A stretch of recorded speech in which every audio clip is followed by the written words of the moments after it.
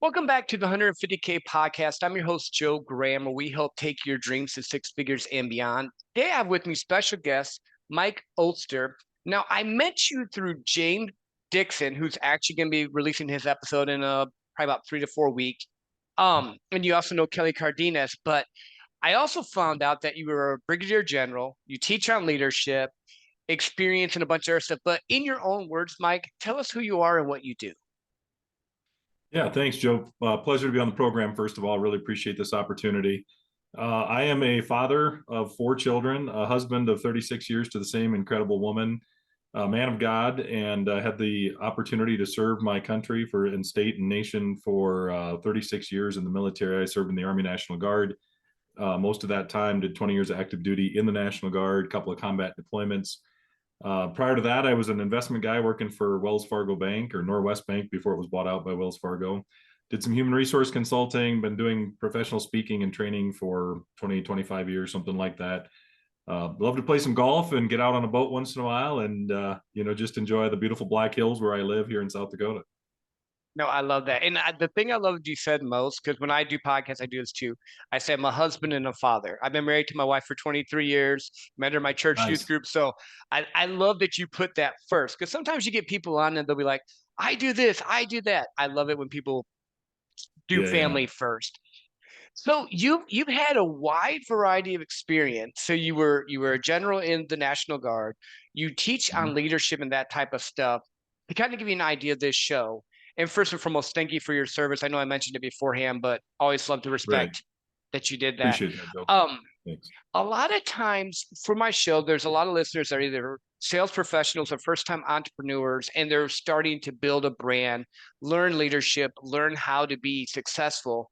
For someone that's coming from that vein, what would you encourage them to do to start to develop themselves?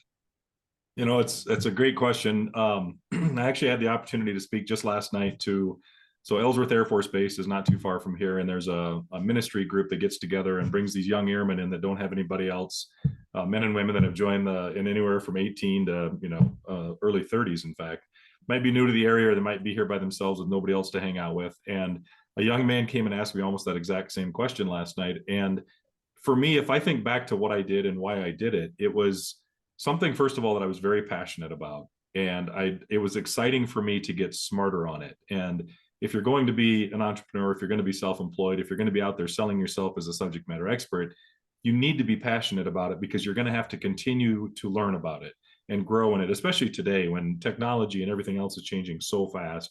Even if you're in the trades businesses, what they're doing now is so dependent on technology. And so I would say if I was starting to build my brand and starting a journey, I would find something I was very passionate about, figure out a way that I can get paid doing it, and know that it's going to be a great deal of work. But if you're excited about it, you're passionate about it, and you know it's something where you can make a difference in the world, putting in all that time, effort, and energy is not going to be a problem. Yeah, no, that makes sense.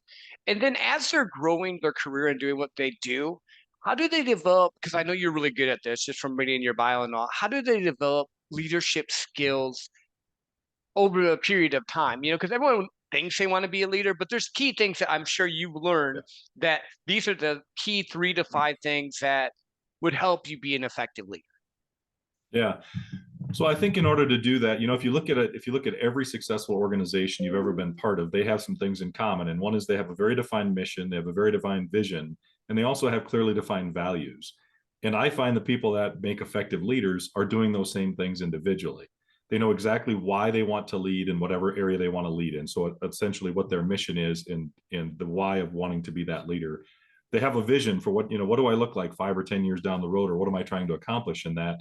And then what are my values? And I define values and priorities differently. I started by telling you I was basically a family man, a man of God, and friends are important to me, and I serve my country, so that's important to me. So my priorities are faith, family, friends, community, state, and nation. Those are my priorities. But my values are excellence, passion, integrity, and courage. And so if you give me something or bring me something and it doesn't fall within my priorities and values, you don't get my time. And once you're willing to start living that way, defining those things and then living by them, then you're leading yourself. And when you start leading yourself, you can begin to lead others. I love that. So what I'm hearing you say is boundaries. You have set principles, and if you fall into these categories, I'm with you. But if you don't do that, I think that's key because I think a lot of times people, especially when they start a business, start doing stuff, they want to take every client, every person, all this stuff. But it sounds like you have defined people you help, defined things and patterns that you do. Yeah, I think defined and boundaries are good words. It's also, anybody, and I'm not, and I don't judge other people if their boundaries and limits and values and things don't align with mine. I just probably am going to be, a little more at arm's length with those folks. And I very much subscribe to the fact that we become the average of the 5 people we hang out with. And so I'm very careful of who I surround myself with. And when I feel like I'm the person bringing the rest of that group up, it's time to move on. And others should do the same. We want to be growing every single day. You have 2 options in my mind: you're growing or you're dying. So pick a lane, right? I want to be growing every single day. I'm not ready to start dying. So what is the key things you look for in people to level up with? Because like you said, once you get to the top and you're the smartest person in the room, it's not that you just kick them aside, but you need to level up. How do you identify people that you'd want to network with? Yeah, they have to have some like interest. They don't need to subscribe to everything that I subscribe to. Like, I try to stay super fit, right? I still go to the gym. I'm trying to keep up with my, adult children, and I want to be able to run around with my grandkids. If you don't want to be super fit, that's okay. We can still be friends. We can still hang out as long as there's something else we share. So they're constantly trying to grow their business or get smarter at who they are. I'm trying to do that. Now we align. They are in a solid marriage. They're got a great family. Now we align again. And so it doesn't have to align with everything, but if we don't have anything in common, or if you're doing things that are very much against my values, we're probably not going to hang out. Yeah, no, that makes sense. That makes sense. I actually am on the health journey thing as well. Like I'm going to run a half marathon in September and then a full one in April or not April in December because I've never done that. Like my wife and I went to Hawaii last year and we walked a half marathon. First time I ever done one. That was cool. I thought it was great. I've done like kickboxing and like with weightlifting, but I'm like, now I want to level that up just a little bit more. Are Yeah. you that type of guy that will like always want to just do a little bit more? Or like, are you motivated by challenges or how do you operate? Yeah. Yeah, I think I'm motivated by challenges. I try to self-challenge, like I've jumped in and out of the P90X thing a few times because it's self-motivating, something I can do kind of on my own. I try to get better. I'm a casual social golfer, but I'm trying to get better. I want to lower my handicap. So if I'm going to do it, it goes back to that passion thing. Even if it's social time, I want to be passionate about it, because I don't want to just go sit by the pool. I'm not passionate about that. I don't think it's healthy. Not that you shouldn't do some of that, but I want to be somewhere where I can be active and maybe competing.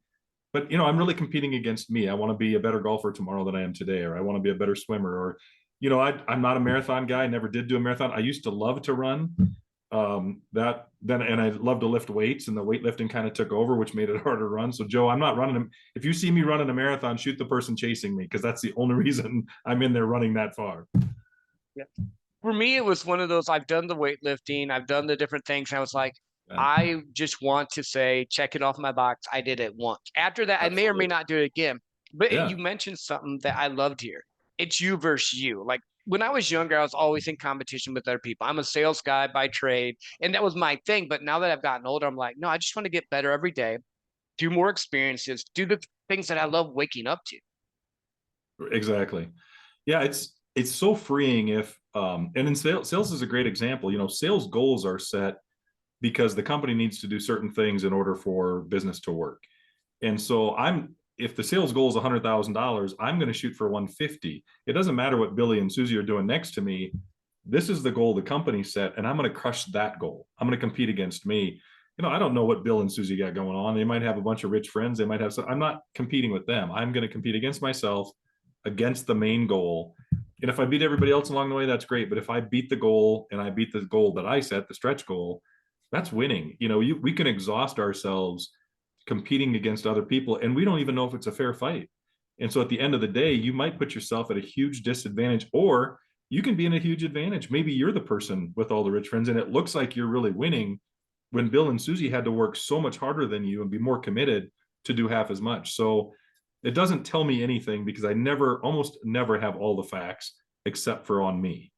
And so your friends and neighbors might tell you you're always great and doing a great job, but you can't lie to yourself, and so I compete against me, try to be a better version every day.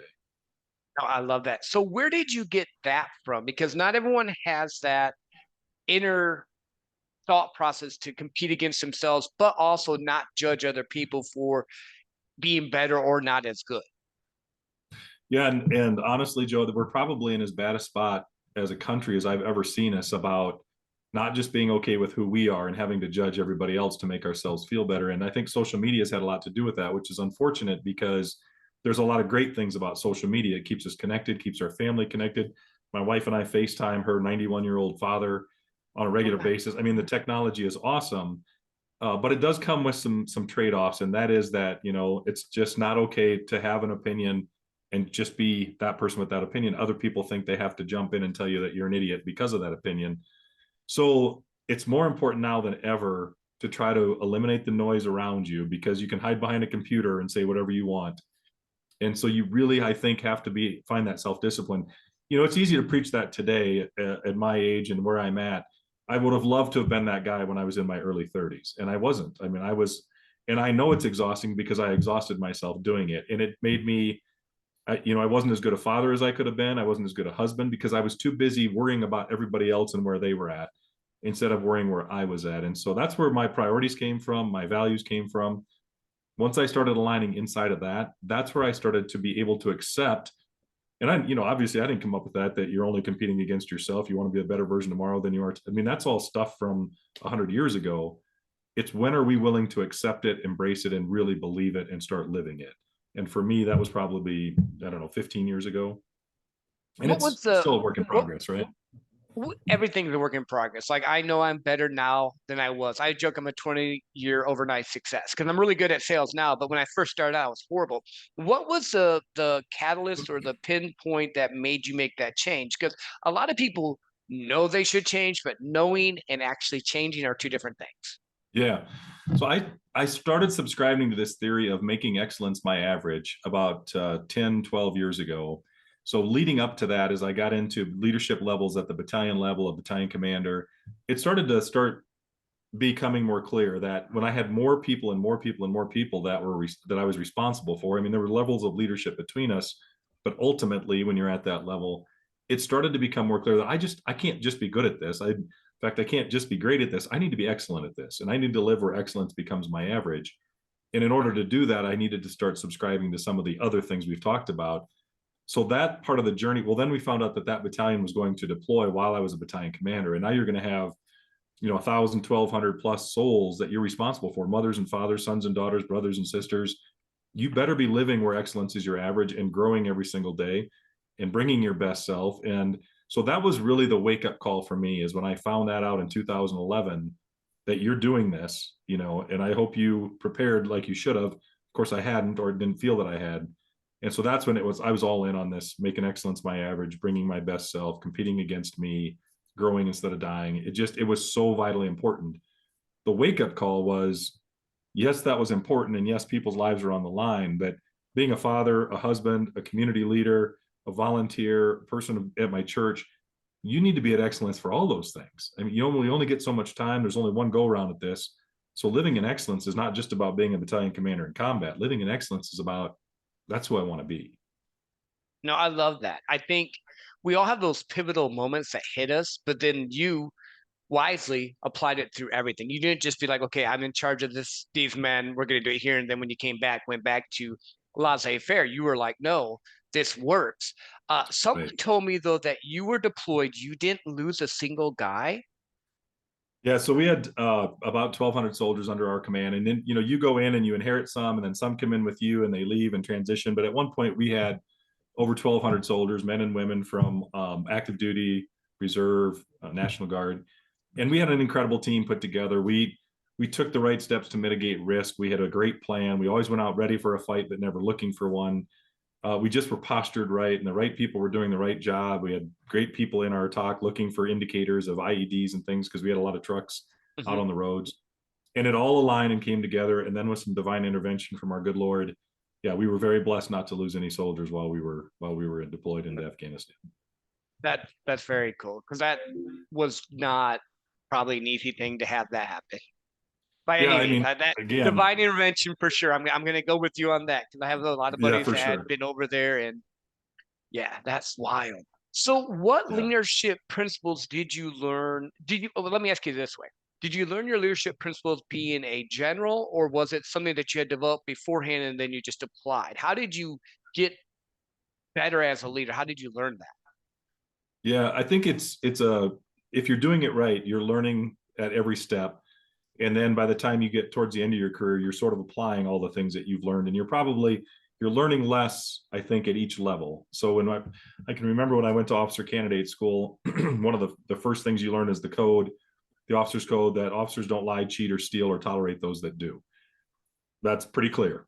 And so, but that's one of the first things I learned. And then you learn all these other things about how to deal with people and how to appreciate people, and that the buck stops with you at whatever leadership level you're at, and you're leading by example. What you do is more important than what you say. All those things when you're a young officer, most of which you go, yeah, whatever, I got this. Mhm. And then you see things that start to happen that prove what you were supposed to learn and start doing is really, really important. And there's a ton of that between your second lieutenant, first lieutenant, captain. Then you get into these major and lieutenant colonel ranks and do some staff time, and you learn some other things that aren't nearly as sexy as exciting, but important. And so it's, the learning starts to change. But I would say I learned those base lessons at the much younger ranks, and then working for some amazing people along the way that were my mentors and role models. And quite honestly, I worked for some folks that I looked at and said, yeah, I'm not going to be that type of leader. They were effective, but maybe not sustainable. And so you kind of get that along the way. And then it starts to kind of culminate in situations where you go, okay, I'm doing this. And I think for me, the biggest thing again on that, kind of that pinnacle moment in my career with that battalion that I commanded in combat, it was really what you do is more important than what you say. And if I thought training was important, then I needed to be side by side with my E4s and E5s in that training so that they would take it seriously. It couldn't be a deal where you guys go do this. I've got important stuff to do in the office. I needed to be present. I needed to lead by example, and what I did was more important than what I said. Both matter, but being present and then just do everything you can possibly do and understand that the enemy gets a vote. That's a big leadership lesson. Not just in combat either, Joe. I mean, if we're in life, I can prepare and do everything I'm supposed to do it right, and the enemy gets a vote. Sometimes the enemy is time, sometimes it's money, sometimes it's other people, sometimes it's weather. Depends on your profession and what you're doing, but and just reminding ourselves of that and having a little grace if things don't quite go the same way, knocks you down, you get up, dust yourself off, and go after it again. I love that. And I think those principles apply very well because I think sometimes, especially high achieving people, because pretty much anyone that listens to this show and that comes on, we're high achievers. We beat ourselves up if we don't hit the mark we think we Yeah. should. But if you look back, maybe you didn't hit the exact mark, but you're a lot farther along than you would have been if you want to put the time, effort, trying, and like you said, get yourself back up, adjust, and go forward. So Right. I want to shift now because you're a keynote speaker. You've wrote a book, Yeah. at least one book. You may have wrote more than one. I saw the one on your website and all. Yeah. So what do you do now, Mike? Who do you help now? Because I mean, you were the general, you were doing all that stuff, and now it's like the next step. Yeah, so I feel very blessed. I got to wear the uniform, and it really was a privilege to wear the uniform. Most people don't know, for 2 years I ran the recruiting battalion for our National Guard in South Dakota, and that was a wake up call for me because we turn a lot more young men and women away than are allowed to join. And sometimes it's moral, sometimes it's medical, sometimes it's academic. But there's a lot of people that try to join the military. In our MEPS, our military entrance processing station, we had visibility, not just people trying to join the National Guard, but Army, Navy, Air Force, Marine, active duty, whatever. And they're turned away and don't get the opportunity to serve. And I run into people all the time.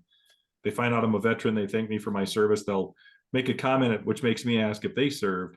Oh, no, I tried, but I got turned away for X. And so I hope our men and women in uniform today realize it is such a privilege that they were able to do this, especially at a time when everybody's so appreciative. So that was an awesome opportunity for me. I was very passionate about it. I'm very privileged now to be on to my second very passionate thing, and that is keynote speaking, training people, trying to do some coaching and mentoring for others. And all the things I've learned, both with my military service, my marriage, my raising kids, whatever. So now I love to go out and talk to groups and organizations about the power of positive thinking, the power of a positive attitude, putting things in your life that allow you to go positive instead of negative when life happens, embracing the fact that you are going to fail, but failure can be an event, not a way of life. And as long as you learn from it, we're better because of it. And so any opportunity to go in and talk to a group or organization and share that message kind of springboards them into starting to make some changes potentially. You know, these are things we know we're supposed to do, but I try to give them tools that allow them to actually implement them based on what I've learned with my experiences. No, I like that. So would you consider yourself like a leadership coach, or what would you say you were? Like, I always like to find out how you see yourself. Yeah, I think for the coaching part of it, I would say I'm a leadership coach, an executive leadership coach, maybe at some level. But there's really, I don't want to kind of pigeonhole myself. People are leading at every level, right? They're leading themselves and they're leading the people around them. We're all leading by example, whether we like it or not. We're all role models. And so if you're in any kind of leadership position, certainly my coaching or my leadership program, Journey in Excellence, would be a great place for people to go. But I really think it's just good for human beings because it's about becoming better at who we are so we can be better in all we do. And whatever level you're at, wherever you're at in your life right now, I try to meet people where they're at, provide value to help them go to where their journey is trying to take them. Yeah, no, I love that. I want to ask you this because again, I've heard the thread throughout. You're a man of faith. Were you like raised in church? Did you have a pivotal moment where you came to Christ? How did that happen? I think I was blessed. I was raised in church, every Sunday, whether you wanted to be there or not, Yep. religion classes, all those things, confirmation. I was raised Catholic and still am. And I appreciated the opportunity to be exposed to it. I mean, there were times probably when I pushed back because they pushed pretty hard, but I would rather have it that way than the alternative. And so I was very fortunate. And then I married a woman who's a woman of faith, and we push each other now, and we've raised our kids that way, and we allow them to make their choices on how they're going to continue in their faith journey. I would say now I'm much more open to all walks of faith. I would say probably one shortcoming I had was thinking that my way was the only way back in the day. And now I realize that, if you're a Christian, or, if you believe in a higher power, you have a spiritual calling, then whatever your journey is great. As long as you're on a journey and you can go to that sometimes in life and know it's there for you. I just think that's a beautiful thing. I can't imagine not having it in my life, quite frankly. And I've been blessed to always have it there. I like how you said that because everyone has a different walk that they've walked. And you said, again, going back to the principles of if you have that relationship and it's working for that makes sense. No, I agree with you 100% Yeah. there. I grew up in church, had to go to church all the time. When I was young, I was like, oh, really? But, as you go along, you actually have the pivotal moments like, okay, this is really my faith, not my dad's faith or my mom's faith or that type of thing. Right. And I think that's key. I think that's key in Yeah. anything because you have to level up from it being what someone tells you you are supposed to do to what you choose to do in life, leadership, and stuff Right. like that. It's also that have to get to, right? I mean, for a long time I had to go to church. Now I get to go to church. It's just a mind shift. It makes it so much more enjoyable. It allows me to be present and hear a message when I'm there. And it gives me things to pull from when life gets hard. And life's going to get hard. I don't care how good you are at whatever you do. You're either going through something, have gone through something, or getting ready to go through something throughout your life. And I want to be in a strong place with my faith because that is the one thing we can continue to grab that's constant. I mean, that's always going to be there. And it's a pretty awesome thing to have. And quite frankly, we're lucky to be able to go out there and profess our faith and worship in the way we want to in this country. Yeah, super happy about that. I've traveled around the world and I'm extremely grateful. I almost wish that there was a requirement, whether it was the military or somewhere, that you have to go outside the US for a month and Yeah. then come back. And I'm not talking about going to Europe or somewhere super nice, like somewhere that's like Yeah. third world. You can throw it out there. You actually see what people live and go through and then come back here. And then you can complain whatever you want, but know Right. that you actually are in a spot where you can do things well. That's Yeah, I just would my tell you thoughts. that's one thing that I was, again, blessed with that military career. Being in the National Guard, we would do our annual trainings and we went to places like Nicaragua and Panama and some of those places. And then you start the state partnership program that the National Guard has. And the partner country for the state of South Dakota is Suriname, which is in the northeast corner of South America. And there's some pretty poor areas over there too. It's a wonderful culture and wonderful people, and they're getting by on a lot less than we are. And so it's just, sometimes we need those wake up calls to see how blessed we really are. And then you get into some areas where they're not going to church where they want to, they're going to church where they have to or whatever. So yeah, we're very blessed. So that's a great perspective. I love that you brought that up. Yeah. Well, I think gratitude is key to success. Like being able to be thankful for where you're at in the moment. So like the whole idea of this show was I started breaking the 100K barrier, and I took my kids to Disney. First time I said, I'm like, holy crap, this is great. Then I took my wife to Hawaii, and I'm like, well, what's next? Because like, everyone says let's become a millionaire, and I'm like, well, why don't we get people to step one? You're at 150K. You're in the top Yep. 10% of income earners in the world. You can start building a life you love. And then I'm bringing on people like you that for the whole gambit of it. And I think so many times we're always looking, and I want your thoughts on this. We're always looking for the next latest, greatest thing, and we're not grateful in the moment. It sounds like you have a foundation of being grateful with where you're at. How did you develop that? Yeah, again, I'd like to tell you that, oh, I've been doing it for my whole life, but I haven't. I was also that person that was, well, I need the next thing. I need the next thing. And, well, how come our neighbors have this and we don't? And why do they have a boat and we don't? Why do they have, and so you think that those are the pinnacle things. And really, once you stop and start becoming grateful for what you have, that doesn't mean you need to settle. It just means Right. you need to have gratitude for the things that you currently have. The universe starts to open up a little more. It's almost like you're standing in your own way when you're just so worried about what everybody else has and not grateful for what you have. And so it's sort of, pay attention to who's here, not who's not. So if you have an event and 50 people show up, the 10 people you thought were going to didn't, and everybody always wants to talk about those 10 that didn't show. They don't matter. They didn't show. It's about the people that are here. And so it's gratitude at every level, even the most basic things of at the end of the day, that one of the things we were taught in the military, and it was probably my first exposure to gratitude journaling, was, to every day find the 3 things you're grateful for. And so we started doing that with our kids, and it was an eye roll and a sigh. Yep. But by the time we got done with the conversation, everybody was smiling and laughing. And so not only were we finding gratitude, but we were connecting, as a family. And so it changes who you are and your perspectives if you can be grateful for the little things in your life and the big things, but just be happy for what you currently have. Continue to strive for excellence and more and goals, but really being thankful for what you have now is vitally important. I believe that. Yeah, no, I agree. I agree. I want to dig in a little bit more into your daily routine then, because again, I know you're principled. You talked about journaling. Are there any other things that you like say I'm going to do every day? Yeah, well, thanks to Admiral McCraven, I make my bed. um, every single day. I do. I actually believe that. I believed it before. That's such a great talk, an iconic talk. And you try to get your kids to make their bed, but that you got to decide what fights to fight. But that's for another Yep. podcast, Joe. Yep. So yeah, every day I make my bed. Every day I do the gratitude journaling. Every day I do something related to fitness, and I usually have that planned out the day before. Am I going to the gym? Am I going for a walk? Am I going to get on a bike? Am I going to do whatever that is? Those have to be in there. And then every day I'm planning for the next week. So an hour of my time is what do I have going on next week? And if I do that every week, then I'm ready to execute it while I'm there. So those are kind of the non-negotiables. I try to, I'm still working on the whole meditation thing, trying to figure out where that's at, but I try to do reflection, like 15 minutes of reflection as well, which to me is different than gratitude journaling. It's a quiet time where I'm just thinking about, and some of it is thinking about, well, I've got this going on and I need to prepare for that. And so some of it is preparation thought, but I find myself reflecting on, here's what I've done. Man, that went really well. I should try to duplicate that. These are the people that I've helped. Oftentimes I'll get a note or something from somebody thanking me for something. I can reflect on that. And so I try to do that every day. I'm not quite as disciplined in that as I'd like to be.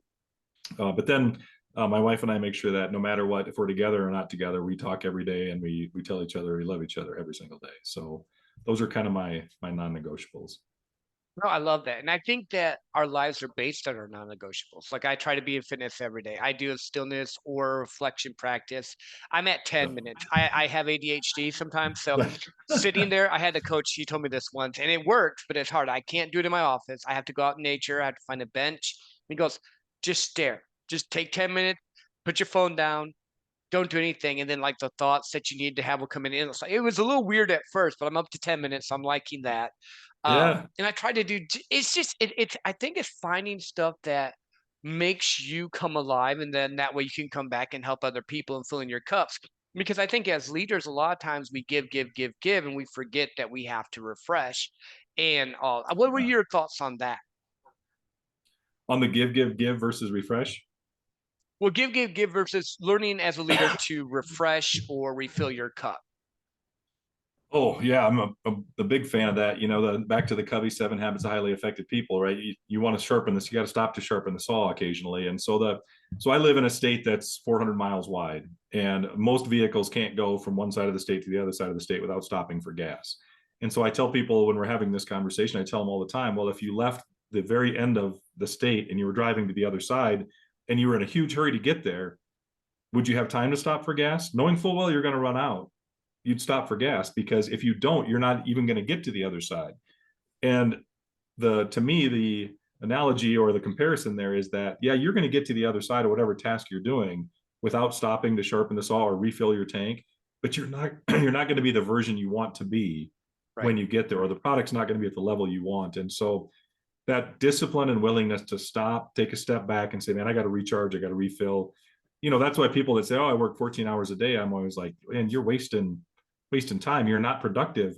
10 is the absolute most, I believe, and really an 8-hour day. And then you got to be doing something else. It doesn't mean you have to sit in front of a TV and veg for the rest of the day, but sitting in front of your computer working on that same project, there's a law of diminishing return, and it's not something I made up. I mean, it's a real thing.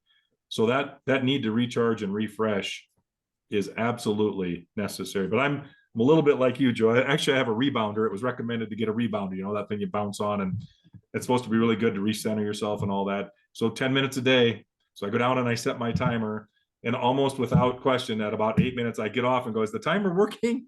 And yep, it is. And it just hasn't been 10 yet. So you get back on and finish your 10 minutes. No, I love that. And I love the analogy, because I think focus, presence, and just working to work are two different things. And I'm really good at focusing on certain things, like when I'm doing my sales role or I'm doing coaching, whatever I'm doing there. But I've learned to limit myself to a window. They're like, how are you getting this more done? Because when I'm working, I'm actually time blocking and working. So if I'm saying I'm making calls for 2 hours, I'm literally making calls for 2 hours. But after that 2 hours, I'm done. I don't feel guilty because I said making calls while checking my email while doing this. And I think that's the caveat people just need to always step into. Yeah. Well, and I think it's funny. Some people will say, well, yeah, but I can multitask. And the fact of the matter is, it is physically impossible. I don't care who you are. It is physically impossible to multitask. The brain can only have one thought at one single time. You know, it's like putting a big rock in a pail of water. You know, the pail of water is going to rise when the rock goes in, because only one thing can occupy a space at a time. Well, that's the same with thoughts in our mind. Only one thought in the mind at a time. So really what you're doing is diminishing production on multiple things by trying to manage them all at the same time. So that focused discipline on a task for a shorter period of time is better than trying to do it all day long. And it's easier said than done, because the distraction is there every time the email dings or the phone buzzes or whatever, you know, we want to go to it. So yeah, getting rid of all the distractions, being focused for a shorter period of time is certainly better than the other way. And then you get to the end of the day and you feel fulfilled. You don't have to go, well, gosh, what did I accomplish today? Because you feel so discombobulated and the day just disappears. No, I get it, because like I'll be talking with my wife sometime and I'll be on my phone and she'll be on her phone. I literally will pick my phone up, put it down, go, I'm sorry, I was not present. Can you repeat that? Because I want to make sure that I'm doing it. And I've learned that 23 years of marriage, I learned that. In the beginning, I didn't learn it. I was just, I could do all this stuff. And Yeah. And the next day you're in an argument because she says, I told you that. And you say, no, you didn't. What are you talking about? I don't remember that at all. Yeah, exactly. Now I'm like, if you tell me it and you want to make sure I know it for sure, let me repeat it back to you and then send me a text. And then that way I have no excuse. Nice. I love the text ad. Yeah. I always try to put the little checks and balances in there, because I know if I go to the store, I'm still going to text her, even though she's telling me, hey, which one did you want? So she just sends it to me. Now it'll make life easier. Yeah, that's right. So, and we're not dumb. I like to put it in the middle. Where can people find you at? MikeOster.com. So just Mike Oster, OSTER.com is my primary website. That's got a lot of information about me, information about some of my keynote speaking. There's a link on there, but you can also just go to journeyinexcellence.com. And that's my program. And it's a group coaching program. We actually do live sessions. We're getting ready to launch another one on the 30th of May. And people can jump into that, and it's a great program. It takes them through the book. It starts with Attitude Book, but it really is it's a course to try to help people discipline themselves in certain areas so that they can start to grow. And it's that becoming better at who they are so they can be better in all they do. And so it's not specific to any industry or profession. It's about people. It's about wanting to grow and become the next best version of me, and then getting those habits in place that will allow me to continue to do that going forward. So mikeoster.com or journeyinexcellence.com, either one of those places. And I'm on social media as well. Awesome. And we'll put that in the show notes too. That way they can just click and link and make it simple for them. Yeah, I appreciate that. I want to pick your brain on this. I like this question. I ask it sometimes I don't, but because of how you think, I want to know. You can go back in time as far as you want, no rules, or going forward in time as far as you want. You get to be with one person for 1 year, learn all the knowledge and wisdom you have, and bring it back to present day now. Where would you go? What would you learn, and who would it be with? Boy, well, the obvious answer for me would be Jesus Christ. I mean, I would go back and hang out with that guy and learn as much as I could for a year. Man, that's a tough question, Joe. I lost my dad when I was in my mid-20s. And so I wouldn't say I didn't have him for, a nice period of time, but he was only 63 when he passed away. I'd love to get another year with that guy. There's so many things I didn't ask him that I should have. So many things that he accomplished, so many things that he went through. So I could learn a ton from him. That would be the emotional response, but it would also be telling, and I would learn a lot, I think. People like Martin Luther King come to mind. That would be an incredible, and I think maybe the younger version of Martin Luther King Martin Luther King Jr., before he became the guy everybody knew, who was he and what was he doing and where was his mind at? I think that would be pretty awesome. So you're asking me to really narrow that down. I just like that question because it's so interesting to hear different people. Like some people have said Jesus, of course. You're the first person to say Martin Luther King Jr. I've had 185 episodes. I don't ask it on everyone, but I ask on a lot of them. I've gotten Julius Caesar. I've gotten like just a ton of it. It's interesting. And a lot of people want to talk to their dad or their grandpa or themselves. And it's just interesting how the mind works. Right. Yeah. Yeah. Marcus Aurelius, that would be interesting. I mean, there's all kinds of different eras too that, you don't even have to go that far back. There's some pretty great people that you could go back and learn a ton from. Abraham Lincoln, that guy, you talk about a person that probably went beyond any expectation that anybody had of him. And then of course dealt with, slavery and the Civil War and all those. I mean, whoa, what could you learn sitting with him for a year? I don't know, maybe not as much as you think. Maybe it was all sort of just a strange occurrence of events, but that's a tough question. I'm not sure there's a wrong answer. Honestly, if you could go back and spend a year learning from almost anyone, that would be, that's a great question, Joe. Man, you should have fed me that one like a week ago. I like doing it at the end because I like doing it when you don't know, because then I get the genuine response. Because if I give you the question ahead of time, you'll think about it and you'll rethink about it and all. But your first Google response is AI. the correct one. Yeah. The guy, the gentleman, not James, but another guy I recorded with this week said George Washington. And he loves George Washington. Like he literally just started listing stuff out that I had no idea. He's like, and how God's divine providence had protected him, and how George was manifest. Like the guy was just like listed. He went like 10 minutes. I'm like, holy cow! I love history, and I've learned more about George Washington in that little instant than I did before. So I thought that was cool. Yeah, that is cool. So, any words of wisdom? Anything we missed? That can be on leadership, family, anything, anywhere you want to go before we let our audience go. I first of all, again, thank you for having me on the podcast. I love the concept of this podcast too, Joe. I mean, there's lots of them out there talking about, getting here, but if we don't take that first step. And so that's probably the last thought I would have is that, and this is something that was kind of new for me as I transitioned from being the military guy to now the speaker, trainer, coach guy. And I was so worried about getting everything perfect, even all the way back to when I published my book. And people would just say, just start ugly. Just get going, just do something. Take that first step, right? That journey of 1,000 miles starts with the first step, eating the elephant one bite at a time. And I preach about this. I preach about, just develop a plan. Sometimes you got to set a goal so that you can start using goals. So I think just start and, set that first goal, make it attainable, not easy, but attainable in fairly short order. Feel what that does. Feel the motivation that creates because of the progress. Let that progress and motivation elevate you to the next one. And so just start. And whether it's a fitness journey, just I don't care if you get off the couch, you walk around the living room and you sit back down, just start.